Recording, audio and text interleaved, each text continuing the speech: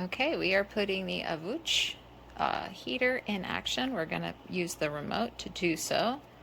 Power button.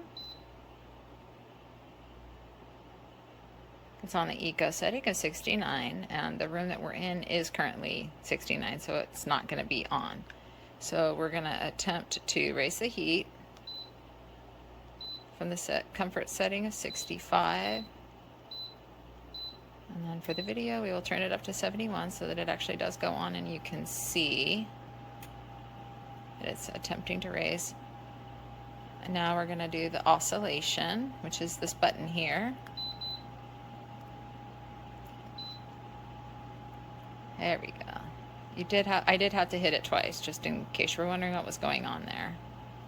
So to increase the temperature for the comfort setting, you'll hit the plus, decrease, minus, obviously.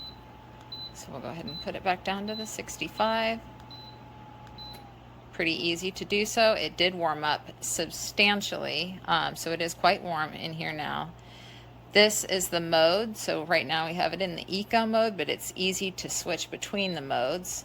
F1 is the lowest setting, P1 is the highest setting where it gets hot the quickest, and then comfort setting is the eco.